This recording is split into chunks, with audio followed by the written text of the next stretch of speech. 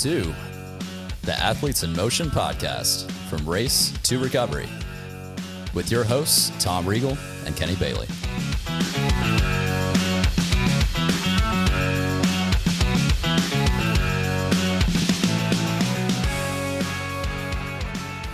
Hey, Kenny, how you doing? I am fantastic. Tom, how are you?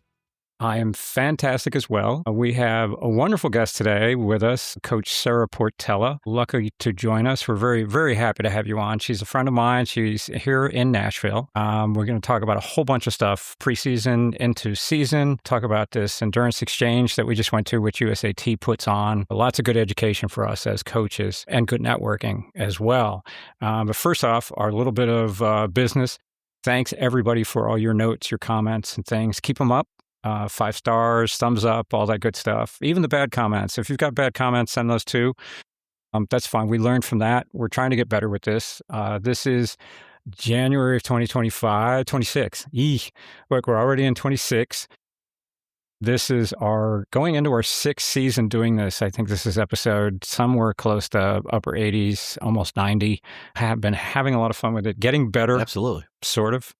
As we do this. So, keep up the comments and all that stuff that helps the algorithm and gets out, and share this with you. So we still have a nice group, a couple people in Portugal listening to us now, which is great. Thank you. And love our people in Germany. You've got a nice group. You guys are up there on the city chart every time. So we appreciate you very much. Send us a note. Who'd have thunk it? I keep We're saying popular in Germany. We're like Hasselhoff of podcasts right there.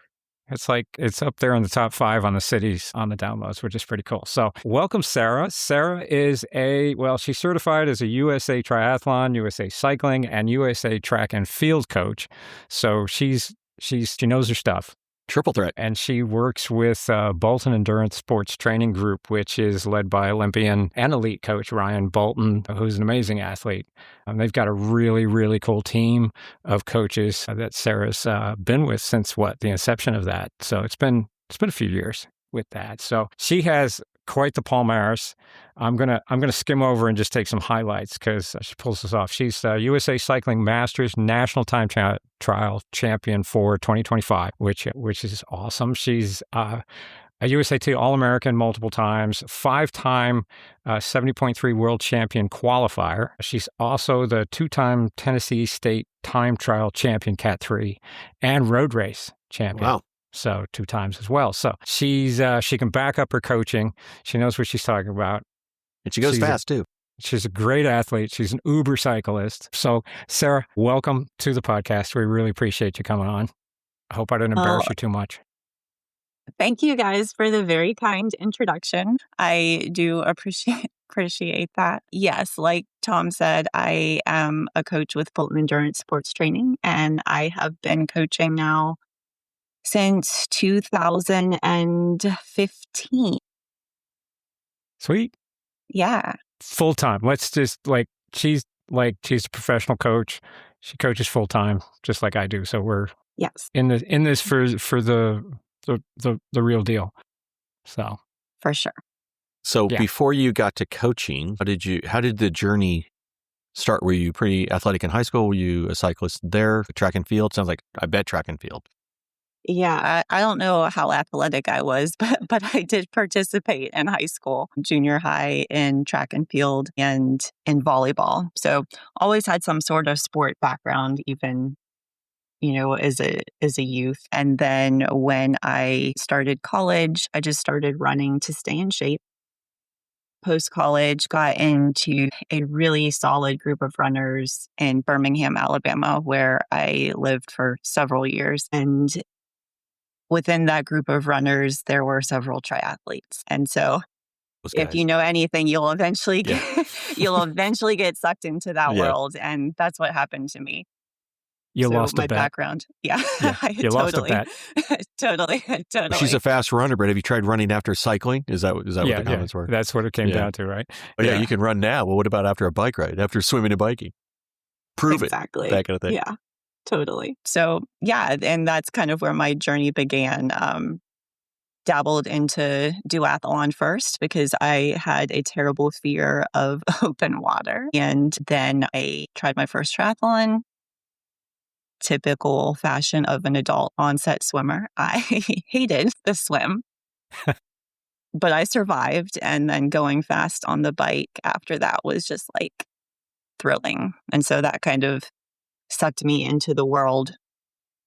And then as I kept progressing, really got interested in coaching, because in my roles in my other jobs, my favorite part of those positions were the teaching aspect of them. And so coaching kind of goes hand in hand with that, being able to teach or to just inspire other athletes to train and enjoy the process and race. Nice. Yeah.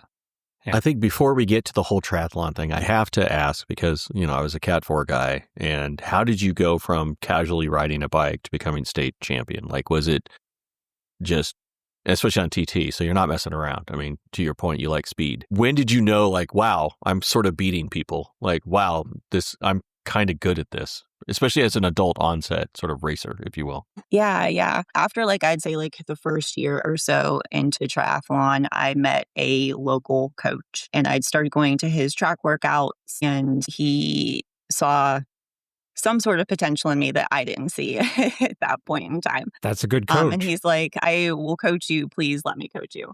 Mm-hmm. And so we started working together, and this was strictly for triathlon, not for cycling. And just started training for longer events. And I still, at that point, I don't think I realized that I was good at cycling, but I definitely knew that was my favorite part of triathlon. Just not even just in racing, but in the training, being able to go far from home and see different things that you can see on a bike versus being in a car or running around town. And so I guess really fast forward a few years, it was coming off of a disappointing 70.3 race at my first World Championships. And it just happened, the finish of that race just happened to coincide with the Zwift Academy starting. And I don't know if y'all are familiar with Zwift Academy. Yeah. So I signed up for that just because I didn't want to end my season. I was just like, I'll just do these workouts. This will be fun, with absolutely no idea, about cycling at all, just for cycling's sake. So I completed that set of workouts. And at that time, you could kind of tell a little bit okay, well, I was getting all my gold stars in these workouts, if you know anything about Zwift. Yeah. And so I knew I was doing what they asked of me, but that was all I knew at the time. Halfway through the program, I got an email from Zwift saying, hey, you have been identified as one of the top cyclists so far in this program. Would you, if we select you, would you be interested in moving on? I was like, yeah. Yeah.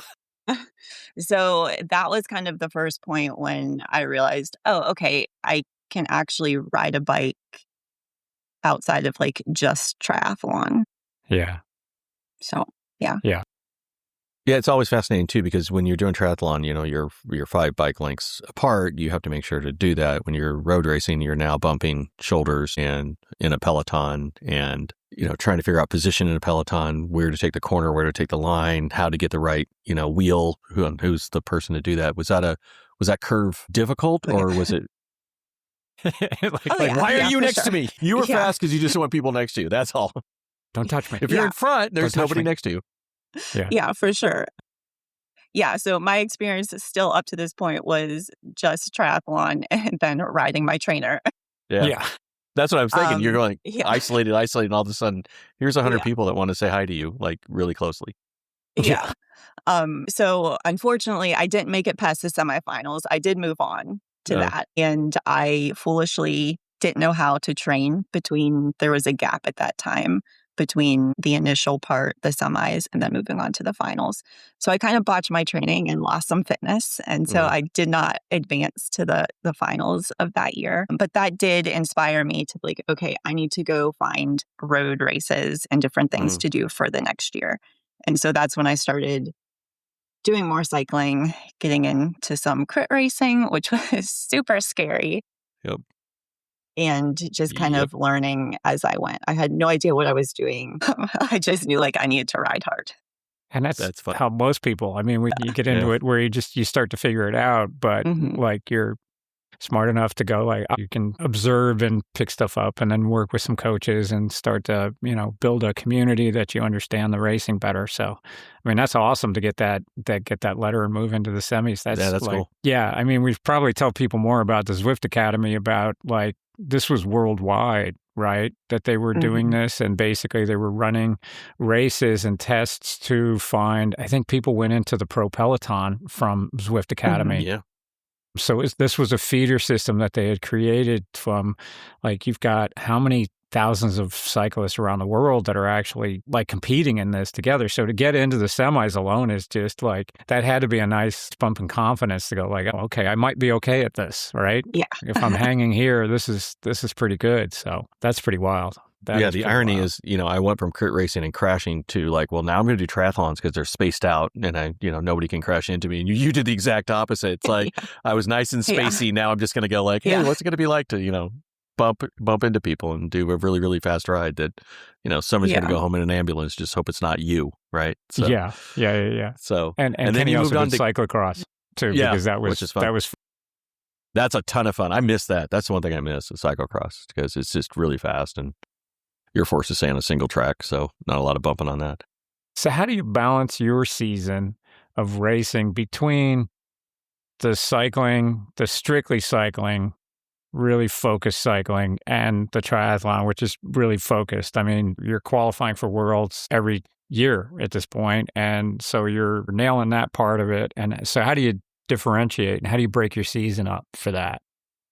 Yeah. So at least in Tennessee, things are pretty much spring. It seems like heavy in cycling events, or at least it has been for the past few years. So I've opted to do more cycling racing early on, have like a midsummer reset, and then focus later season in triathlon. And so that's kind of helped also like break up all the training throughout a season and not get too burnt out by the end of the year. Yeah. So obviously back off a little bit of running in the early part. Do you keep the swimming up to a regular bit, or do you take it easy on that as well? Yeah, so both swims and runs would be more supplemental during the early season. So at least keeping a feel for the water, trying to get into the pool once a week, twice a week if I'm super motivated. Yeah. It's good recovery. It's good recovery. Yeah, absolutely. Yeah. Well, what's you interesting find that about... Sorry, Tom. It's just interesting because you're an adult onset swimmer rather than like you were swimming when you were 5 and you competed. Do you feel like from a coaching standpoint, you feel like you have a better handle on those people that are just starting triathlon? Like, look, I know what it's like to be afraid of, to have that phobia of open water. Does that, can you phrase it better? I think for people that are just like, well, why can't you swim kind of deal? I can definitely empathize with those swimmers for sure. Because and for those that are nervous that I coach, I'm like, I can tell them I was in that exact same position several years ago, and just being able to talk them through just the progression of that, and that it might seem scary now, but with just like keeping motivated to get back to the pool, do a little bit more than what you could before, and just take it in small chunks. At some point, you do start to get over that fear. Sometimes you might actually enjoy the water and actually find it to be not intimidating at all, by the end of your journey, and be like, oh, what was I afraid of? Yeah. I've always said I try to get people to not hate it. Like, you might not love it, but the goal is to get you to not hate it and that you'll be okay in the water and swimming and doing that. So do you find that most of your clients are that way? Or what, if you were to look at a profile of your clients, what would be sort of, are they people trying to get faster? Are they mainly swimmers that get into triathlon? What would be kind of your personas, if you will?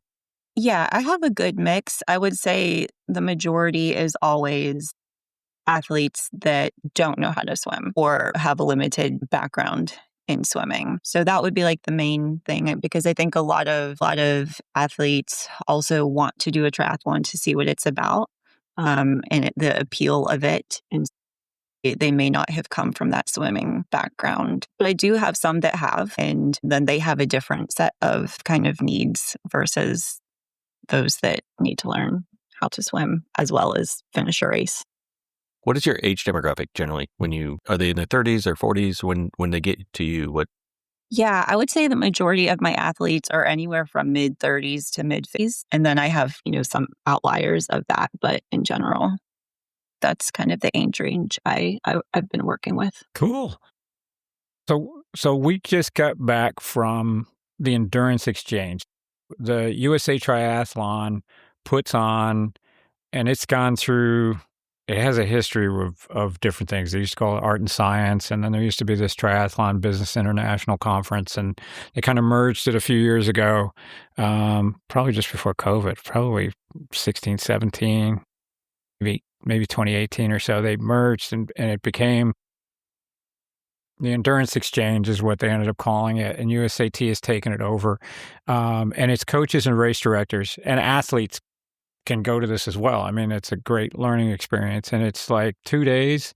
You go Friday, a couple of sessions on Friday, all day Saturday, and a half day Sunday, or a little bit more than a half day on Sunday of lots of courses and classes, speakers, some really good stuff. And our keynote speaker, we just got back from this, it was in Orlando, and our keynote speaker, I'm going to pull up, was Rowdy Gaines, who's he's an Olympian from 84 swimmer, 3 gold medals in swimming, and he's also has a great broadcasting career with I think he's with NBC at this point. And if you've never watched some of the swimming masters, pros, any of those events, you should watch it, because if you're not a fan of swimming, at the end of it, you will be, because Rowdy is so passionate about the sport. It's insane how crazy he gets. And if they set a record or they're close to setting a record, he's jumping up and down. They usually put a camera on him because he's very well spoken. He's a super, super nice person. So it was great listening to him. And I pulled up a quote from him that I thought was really good. So his quote was,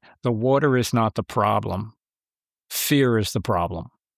And that was perfect. He gave us good stories about he was originally going to the Olympics in 1980 then we boycotted. And then he went back in 84 and he actually won the 3 golds at that point, and then went into broadcasting shortly after that. So it was really fascinating on that. So there was a lot of good classes and coaches and things. So Sarah, was there any highlights that you got out of it that you can share with your athletes? I know we saw Dan Lorang, who was a speaker at one, and Dan is the Uber coach. He coaches, what does he end up coaching? I'm blanking on names at this point, but Lucy, Taylor, Charles Barkley, and Taylor Lucy, Knibb, Charles, Barkley, Taylor Knibb. He did those people. Jan Frodeno. He's been coaching for a number of years. He's the Red Bull team. He's actually Bora Hansgrohe now on the cycling team, but he had some good stuff. He was fascinating. So that was one of my favorite parts of it. But were there any highlights that you had from that? Yeah, there were 2 sessions that I felt were pretty informational that I took away with some good insight. And the first was a discussion on protein and why endurance athletes need more than they've thought in the past. And so I guess the major takeaway is that we're probably all not getting as much protein as we think we might be, just based on how it interacts with carbohydrate in our energy systems when we're exercising also. So there was some really good insights into that. And I'm excited to go back actually and rewatch that seminar so I can actually write better notes. Yeah, right. Compared to what I took during the first go round. And the second one was I went to a Training Peaks modeled power metrics seminar, and they were just talking about, they were moving a lot of their WKO or N5 into Training Peaks and the beta charts. And so now having access to a more complete power profile will be available for, any coach that uses Training Peaks instead of also getting the UKO platform. And just seeing some differences there where you can pick and choose and see different power profiles than were previously available. Oh, that's cool. Because the WKR, that was a separate app, Correct. right? That you did separately on it. That was a power thing. Now they're folding it all into. That makes sense. So if you do use Training Peaks, then there's some good modeling that's in there. And that any insight, I know there's some coaches that are all like complete data geeks that look at every single number. Then there's a few of us that like the data, but we use it as a tool along with rate of perceived exertion and that type of stuff. But anytime we get that extra data, those little pieces that I don't know if people understand how much we work on your plans and things behind the scenes where we're spending a lot of time every month on your stuff, right? So pay attention. We're watching. We're not, we're looking at some of those numbers, and I'm looking for trends more than I'm looking for specific data, because those little trends will give us more information, and if we actually see one spike, one direction or the other. So it's always fascinating that we're just kind of looking for trends and see what's going on in that sense. I had there was a couple good ones that I went through, but I don't have all the notes that I had out because I made one big note on my phone, so I had to skim through. But I did. There was two other quotes that I pulled out that jumped out at me. And Maria Simone is another coach that was there, and she was doing a talk on ultra distance races and was giving some tidbits and tips and things on and strategies for that, and how to set yourself up. But she had said something another one that rings with me about your mindset. It is a choice to be miserable. And this comes full circle, especially if you're doing an ultra like 100-mile race or something along those. But in daily life, this is important as well, because it's your choice to be miserable. Like, we're not perfect. We don't want to be toxic positivity. We don't want to be super, super happy all the time and bubbly, because that's BS. That's not true, right?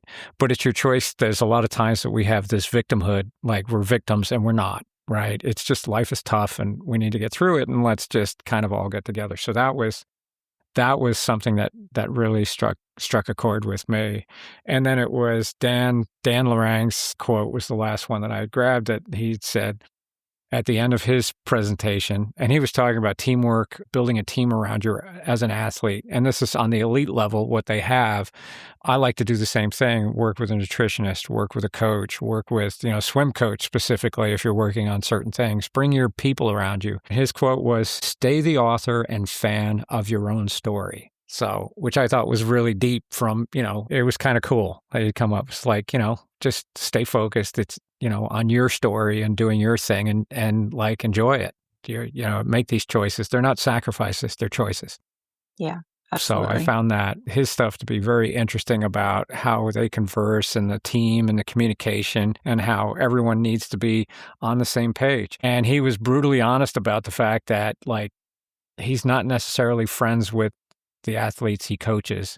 He's friends with them afterwards, but when he's coaching them, he's not your friend. He's not your best buddy. You share a lot of information, but it's all about the athlete moving forward. So anything that they say or do is all about the best interests of the athletes, and he's not afraid to call something out if it's not in the best interest. So it's kind of neat that way to have that kind of openness. And Taylor Knibb was in another one with him speaking, and she was very open about some stuff. You can find it on the USAT Instagram. She had some very, very comical comments and things to that effect of the type of information she was sharing with him, which was hilarious.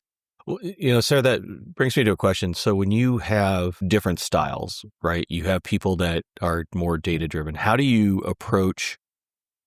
I'm doing high rocks. I'm currently working with a high rocks guy, and he was telling me to do these like obscure, hip flexor motions, everything else. And I just had to stop for a second. I'm like, what is this leading to?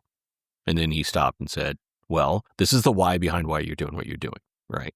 And I needed that. Right. So as you approach people, how quickly do you find, okay, this is a data driven person. This is a person that needs their, sensitivity stroked? Do you approach it differently, or is it sort of you try to find people that fit your style, or how do you fit their style? What's the trick in that? Yeah, I think it's a little bit of both. So, when I'm first looking to onboard, a potential athlete, That first conversation is super important. We both need to walk away with that having a sense of like, that was like a really great conversation. I could see myself coaching that person, or from the athlete's perspective, I really want to work with that coach. And so I think you can kind of get a good sense in that initial meeting whether it's going to work or not. And you also find out a little bit about that athlete there, like, first, like from their goals, what's their goal when they sign on for a race, for fitness, lifestyle change. And then you start to shape a little bit of a sense of like, okay, this is probably what they need or what they're looking for.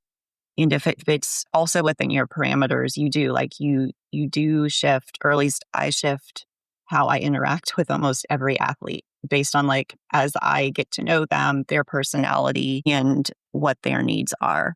And so I wouldn't say that I change my coaching style for it, but I am sensitive of how they receive the information. And so that I think is maybe a good way to look at it, is you can still coach the way you want to and need to coach, but you can still interact with that person how they need to receive that information. That's the communication part of it, right? Mm-hmm. That's the thing. Do you have an intake form or something, or is it just part of your interview process with the athlete that you say, how do you want your information received? Like how often, what type of thing? Do you go into that much detail when you're talking with an athlete, a prospective athlete? No, it's more through the conversation and the notes that I take. And then as we go through the process, you can also pick up a little bit of the types of comments they leave on their workouts based on like, okay, you really did a deep dive into this session. Okay, like I need to make sure like when I'm commenting back, we're not, giving platitudes of like, okay, well done. Because sometimes that's all you need. But like sometimes you start to pick up, okay, this person wants a little bit more detail because they've already analyzed their workout. And so they're looking for that reinforcement that you've analyzed that workout too. But no, I don't really do a questionnaire or anything like that. But like through talks, we start to figure out, okay, this is what you need. I will, be able to like do this for you this way. Yeah. So I'm curious to know, like when you say no to somebody, when they're, or maybe a better way to say it, when they're looking for a coach, is it better to match kind of style of communication? Is it better to match like, somebody that's going to push me? Or I guess it depends on the person, but at what point do you like, hey, I may not be the person for you? Is it those guys that are doing like, I'm going to do 2 sprint triathlons in the early spring, and then I'm going to hit a full Ironman and I expect to get 9:30? Do you go like, all right, or what, or is it more personality based? I'd say honestly, it's a little more personality based. Typically, I can tell like if I have any hesitation within a talk, that kind of like raises my antenna that maybe we're not really a good fit for each other. And so I typically will hesitate with taking that person on. I would say one other big red flag is if someone comes to me and says, hey, I've never done a triathlon. I signed up for an Ironman in 3 months. We have a pretty big conversation being like, first, are you willing to maybe look at something else? Are you totally insane? Because Yeah. I don't think I can do this for you. Like that wouldn't be a good fit. But if they're flexible, and like, okay, I didn't realize this, and maybe they just didn't know, and they like switch it to a later season race or are willing to do something else, then you never know. Sometimes those work out really well. Yeah. Do you Have like you the kind ever that surprises? Oh. Sorry, go ahead, Tom. I was going to say, do you ever have one where you've said, no, I don't think that's the right thing, or that's too short of a goal or something along those lines, and then like a year or two later have them come back to you and say, they've gotten stuff together, they've figured a few things out, and then you start working with them later on? Or is it one of those things where those red flags are enough to go like, yep, bye, you're out of my Rolodex? Yeah, honestly, I don't think anyone that I've said no to, and I'm terrible at saying no, by the way. Like I have this like, I'm Do it. so yeah. So like the number of times I've said no is not that great. So I would also say with that, I don't believe, like thinking back, that anyone's ever come back around and be like, from hey, that. will you coach me now? But would you say most of the athletes that you start coaching are ones that have met you beforehand before they talk to you about coaching, so you kind of have an idea? Or are you getting cold calls from people out of state that are just like Yeah. they heard good things and get through? Because that's a different relationship that you have to build, especially all remote, which is fine. It's easy to do. It can be done. We do it all the time. But sometimes when you're trying to learn about an athlete, trying to figure out if, like, are they telling you everything, reading between the lines, trying to figure, is this like, oh, wait, you didn't mention that when we were talking earlier, Yeah. that type of thing. Yeah. I've been really lucky with having a lot of referrals Okay. from current athletes. So I do have a good number of athletes in state in Nashville, but I do have a lot of out of state, a couple out of country that I've never met in person before. And so some of those relationships do take a little bit longer to cultivate, but not always, because sometimes if they're not local, you end up talking to them more because you do want to be really on the same page as you begin to set up a program with those athletes. Yeah. So I don't find remote coaching or whatever you want to call it to be a hindrance. Sometimes it's actually more beneficial. I say sometimes, like, for folks, because we're still communicating a lot. Yeah. It's easy to do that. I just thought, like, if you're getting referrals from people, then the odds are that you're going to say more yes to stuff than no, right? Yes. It's when you get in the one that's not a referral that just found you on Instagram or something, where it's just kind of like, that's where you don't know them. Yes. So I will say on that, for a couple that have just reached out randomly, I will semi-stalk them. Heck Like yeah. Just I, get a background. you know, I look, they I did look that for to them you. on Instagram. I look to see if they have a Strava page, and different things, just to kind of see, okay, who is this person? You know, do they have a background in sport, et cetera, just Are so they I a have stalker? some sort of information of, like, when I go also into like chatting with them, I don't necessarily not want to know anything if at all possible. Yeah. Do you? Yeah, we I've want always yeah. wondered about coaches too. Is there a number in your head when you know this is too many people on your roster? Mhm. Yeah. Did you Yeah. find out the hard way, or did you know that, or do you just creep it? Because you could, like, I'll take on 25 people, and then you find, well, that was stupid, or I don't know what the number is. You don't have to disclose the number, but I'm just curious. Yeah, I would definitely say last year was eye-opening for me. I would say over the course of my career so far, I've had like a slow build, which is the way I like it, because each year I've had more athletes, but it's been at a number that I was like, okay, I'm adding a couple. I can manage this. I have a good kind of time management, calendar in place. And then last year did challenge me a lot. I don't know if there was a boom. I feel like a lot of athletes came to me, but not just to me, to other coaches That was a boom. around. It was a big year, and I onboarded a lot of athletes at once. And so the first couple of months was like, okay, did I bite off more than I could chew? But then, like, as you start to get in your routine with those athletes, you're like, this is totally fine. The structure starts to kind of pan out. You get back into a new routine and figure things out as you go. But yes, there are times where you can be overwhelmed for sure, but they typically kind of work themselves out in a good way. Well, Just you also have take to lots of train. notes. Yeah, I Yeah. think you have to train people Yeah. like us also on what appropriate, maybe the 11 p.m. freak out zone, because, that kind of stuff. And, I do put my phone on do not disturb at a certain time so that I'm We have business hours. self-preservation. Yeah. Yeah, and I did learn that the hard way, and I think a lot of coaches start to learn things that work for them and how to manage it, because in general we are on 24/7.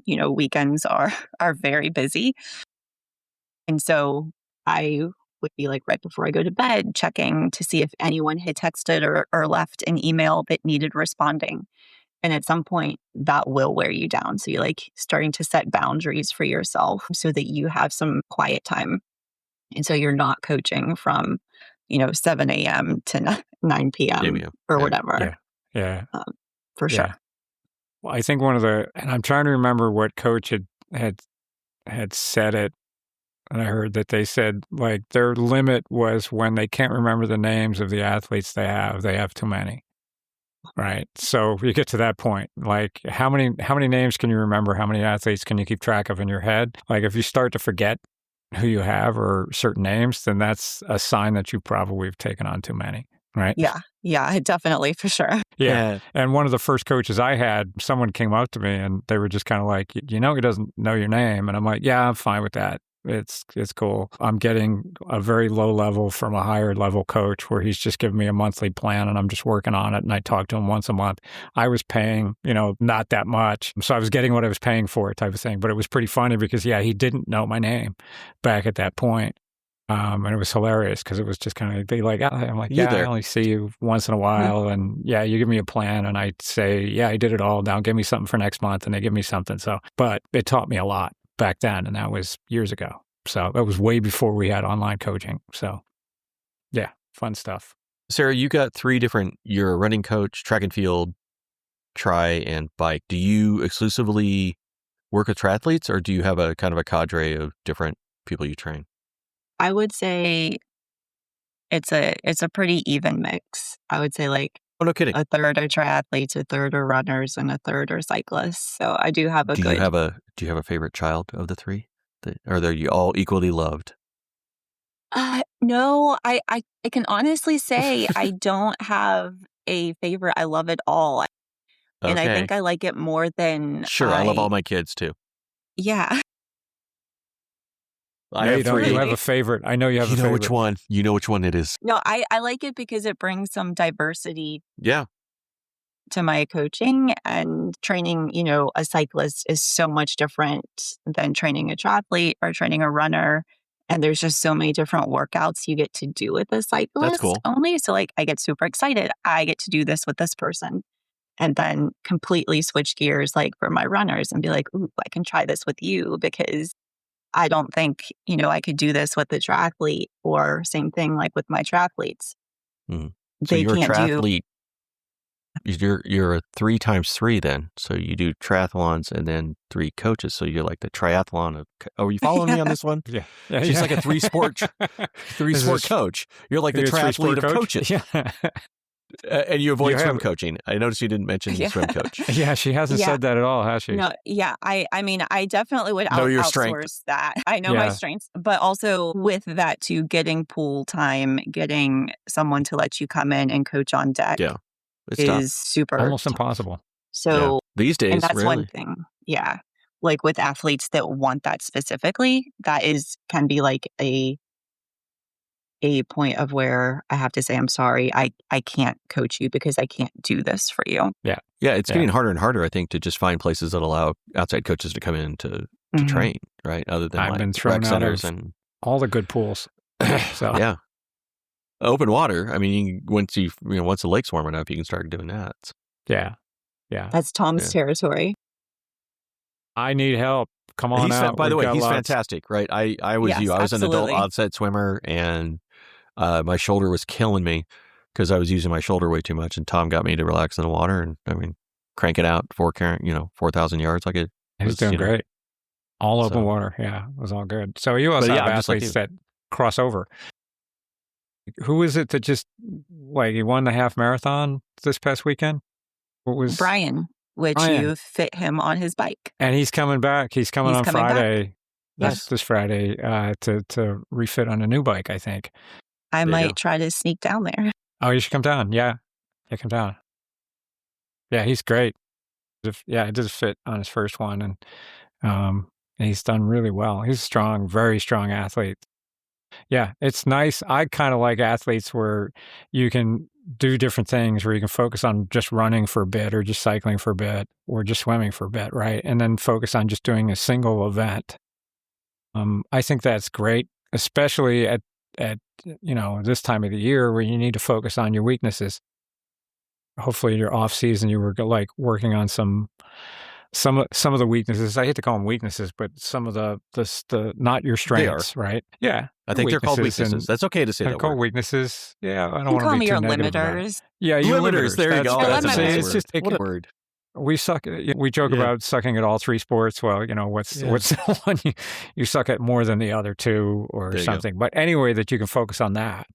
What is it that you're giving your athletes at this point? So athletes you have that have races in the summer, everything. We're coming out of the winter base training, or we're into the base training. What do you see, and what are you having your athletes do at this point in the season? Yeah. As we're January. This is middle of January at this Yeah. point. A lot of them are itching to do faster things right now. Base build I've got, sucks. Zone 2 sucks. Yeah. Zone 2 sucks. Yes. I do try to break it up if I know that they are strictly on the trainer. So I give them a mix of things, but a lot of it is focused on just building endurance, whether that's zone 1, 2, or 3. I throw that in there to give a little variety.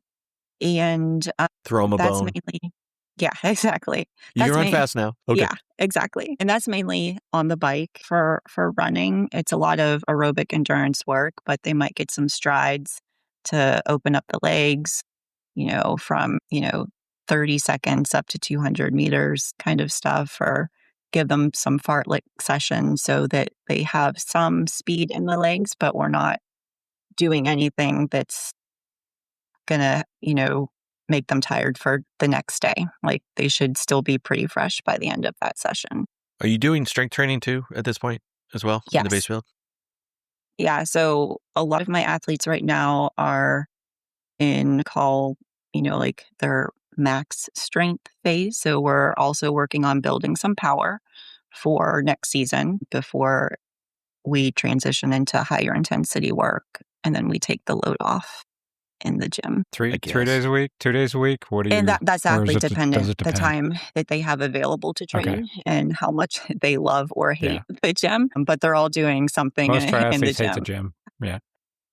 Yeah. With swimming, they put strength training right Yeah. with swimming of things that Yeah. they don't like going in. So for the cold temperatures, we have that. Is there like treadmill work instead of being outside, or do you just encourage being outside regardless of how cold it Yeah, is? I don't really care, I guess, one way or the other. I'm always a fan of going outside for running, but it has been in like the single digits a couple times. So I totally understand if they're like, I don't have the right apparel for this. But most of my athletes don't mind running outside. And there are a couple that will do specific sessions on the treadmill. And we've kind of done that specifically just where we are in training. But the majority do a lot of things outside. It's nice. Can I get back to the protein thing real quick? The only reason why I'm asking is because I'm a casual observer of like Velo News, and post tour, the grand tours are done, and then they went back and they were trying to figure out why these guys were going so much faster. And again, if I'm wrong on this, correct me, because I think I am. But there was a big kind of thing around doubling the carbs, during the races, like rather than kind of a heavier protein. I get it. I think most people don't have enough protein, and believe it or not, you can lose weight by increasing your protein, right? That kind of thing. But was there something about that? I mean, for the casual observer like me that says, well, that's interesting, they doubled it. Is there something to that? Or is there science that's starting to reveal that? I mean, Pogacar did okay on the tour, if that's what he's doing, right? This is probably outside my pay grade.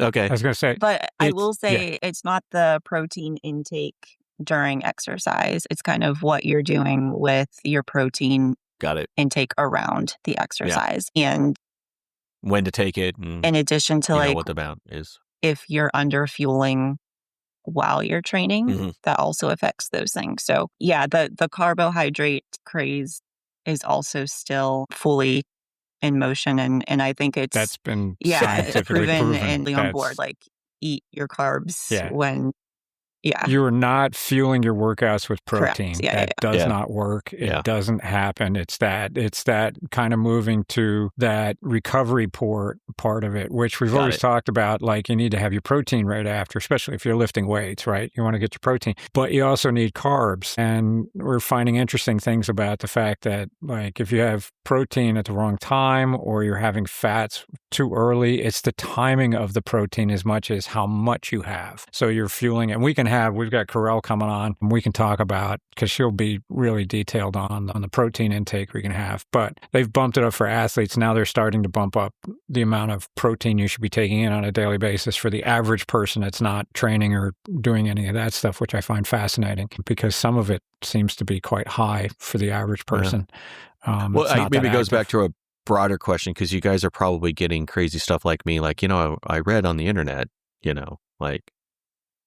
I do a fast before I run, that kind of thing. Or, new fad here, right? If I wear a weight vest while I run, that should help me out too. I mean, how do you generally approach sort of, a little bit of crazy town on that stuff? Is it sort of like, hey, let's get back to the fundamentals, or how do you try to assuage those people that are like, I need to swim with floaty pants or those big puffy shorts to give extra drag kind of thing? How do you, I know this is for both of you as coaches, you probably get all sorts of crazy shit. So I'm just kind of curious how you deal with the crazy, like me. Tom, do you want to take this one? There's so many, like, the science has been there for decades on what to do and how to build progressive overload, and kind of through. It's still there. It's boring. It's not sexy. Yeah. It's consistency over everything else. And like, anytime there's a influencer on whatever social media thing,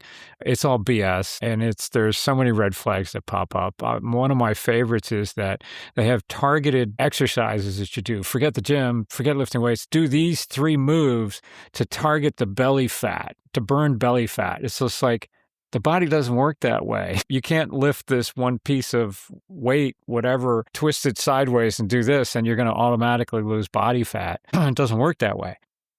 So it's try not to guffaw too much when someone brings it up about it, but we just try to point out the science on it. Bring it back to say, look, sort of like consistency. It's like, reality is it's boring. It's absolutely boring. And when you're putting training plans together, I know you can buy ones off the internet or you can get free ones a bunch of places, and you look at it, it's the same thing.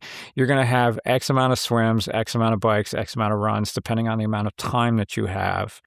And then you need to hit certain workouts at certain times of the year and that type of thing. So your coach can help you dial that in specifically to you. But ultimately, it's the same thing over and over and over again. How are you going to get good at it, right? That's what it comes down to. So I kind of shrug, and I've had somebody tell me that they go on a 4 or 5 day fast, and they do this, and it was supposed to give them better performance and this thing, and they're doing a bunch of other stuff, and they were quoting some science behind it, and I just looked at it and I was like, great, if that works for you, knock your socks off, because there's no way I was going to change his mind. I'm like, here's somebody who's sitting here with, not excess body fat, but not as lean as you would expect somebody to be that's like not eating food for 5 or 6 days. And it's just, you're just kind of like, oh, there's a few people that I've talked to like that do a lot of fasted type stuff. And I'm like, well, how come you're retaining so much body fat? How much you're like, something's not lining up here. And they're like, well, my system needs to purge itself out and I cleanse myself. And I'm like, well, that's what your kidneys do. That's what your body does. You have organs that specifically cleanse. There's basic science that's been around for decades that refute all of these influencers. Like I said, it's not sexy, it's not cool. So I just go for the latest, greatest fad. Yeah. Like, sorry, there's nothing beats doing the work. Yeah. There's a great cartoon. I think it was in the New Yorker. They had 2 windows with people sitting in it, and it was like, and a line of people at just one of the windows. And it was like the results, and the other one was the work to get to the results. And everybody was at the results line. Nobody was at the work line to do the result, to get the results. So it's always fun that way. But that's my take on it. There you go. Sarah, I'm sure you're in the same Yeah. boat because we share a lot of the same. Yeah. I mean, I don't think I have too much to add to that. Um, yeah, I guess like when I onboard someone, I do give them like a general nutrition guidelines for like sport. And then like if they leave comments throughout training about not feeling well or like not being able to finish things, then we start like opening some dialogue about, okay, well, what did you do during training? And then we try to like work through some of those maybe inconsistencies or, Mhm. they thought they should have been doing this, but actually we need to be doing something completely different. Yeah. Yeah, and Do you get sometimes many it's people that born out of ignorance, right? Yeah. Do you get people that pull up athletes that pull up stuff and say, like, I saw this online. What does this, what does this mean? Does this have any, will this work? Can I try this? Can I do that? Do you get that Yes, a lot? not very often anymore. I would say early on, yes, and also maybe I didn't know as much at that time also, Yeah. but not as much anymore. Yeah. I always encourage my athletes if they've got questions about stuff, if they come up with something or they see a product or whatever, I'm open to talk about it. And I get people and some friends that are just kind of like, hey, I saw this. Does this really work? And I'm like, no, this one doesn't. This isn't it. And occasionally it's something like, well, that's kind of interesting. Like, I don't know. I don't know anything about this. And then, it gives me insight to look it up and, do a little research on it and go like, theoretically, this might work, but I wouldn't spend the money on it. Or maybe this is cool. Let's get this, right? The core temperature thing was one of those. Measuring your body temperature while you're actually training and working out. Okay, that's something interesting. That's some data that we can use. So yeah, there's always something fascinating that way. There you go. As we go through. But cool. So what else, Sarah? What else is going on? What do you got races for this year? What do you, state champion again? I don't know. What? I would be in one of those athlete categories where a coach is probably like, come on, make up your mind what you're going to do for the year. You haven't signed up for all your races? You don't have your travel plans? And I see you have the big ass calendar up there in the back. I have all my tentative ideas for the year. Tentative, I I love haven't it. pulled the trigger on anything quite yet, but mainly the calendar for Tennessee at least hasn't been released for racing. So a lot of cycling events are kind of up in the air, at least locally. So yeah, I don't know. Two things that are for sure penciled in are USA Triathlon age group national champs because they are doing a draft legal event this year. So we're going to dabble into some draft legal. That'll be fun. Interesting. And then I've got like a crew of 12, I think, going to Wilmington 70.3 in October. Some will be doing 3 and some will be part of a relay team, trying to incorporate my just runners and my just cyclists as well. So they're gonna learn some triathlon-y things. That's the gateway drug, the relay. It's perfect. It's perfect. Oh, that's cool. Sweet. Well, that's nice. Well, you'll have to let us know what you actually sign up for. Absolutely. I'm in the same boat because I've got things penciled on my big ass calendar, so we're on that side, and I haven't registered for stuff yet because I'm actually going to get a coach for myself this year for big plans that I have, and I want to run it by the coach before I start registering for stuff. Good idea. There you go. Good idea. Yeah, so talking. I'm doing my interviewing process right now for coaches for me for a couple big you just answered the question. Does a coach get a coach? And the answer is yes. Yes. So there you go. Sarah has a coach. Coaches get coaches because we still need that outside voice to look in and help us. I mean, it's like we can put the plans together and do it, but it's really nice to have like someone who's got your interest at heart, but looking at it from like, they're not going to go like, it was okay, or I backed off a little bit or something. And someone to kind of not just hold you accountable. Yeah, a little bit on that, but to help guide you in like, here's a better workout for you. I have a big project. I'm aiming for big stuff in 2027. So I need a 2-year ramp up.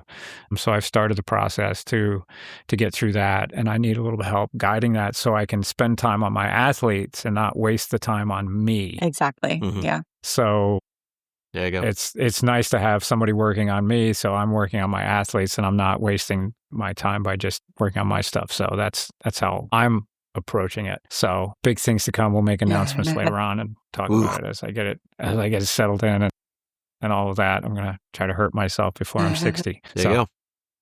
All good stuff. All good stuff. So Sarah, thank you for joining us. This was fun. Absolutely. Thanks for having me. I know it's up late. We're a little late tonight, so we appreciate you taking the time and coming on. Sure. And we had a great weekend in Orlando at the Endurance Exchange. Got to talk to a lot of great folks. So everyone, thank you again for listening all around the world. Keep giving us the thumbs up and all that stuff. We'll put Sarah's contact information, Instagram, and all that good stuff in the notes. So that's down there. If you need a coach, Sarah's great. She's really good. She's got lots of room for tons of athletes. I think she'll take on everybody, right? That's what we heard. She won't say no, is what I Doesn't say heard. no. So actually swimming, all good. But no, seriously, thank you. Thank you, Sarah. And thanks everybody for supporting us and listening to the podcast. We appreciate you all, Kenny. It's been great. Always pleasure. And everyone, we'll catch you on the next one.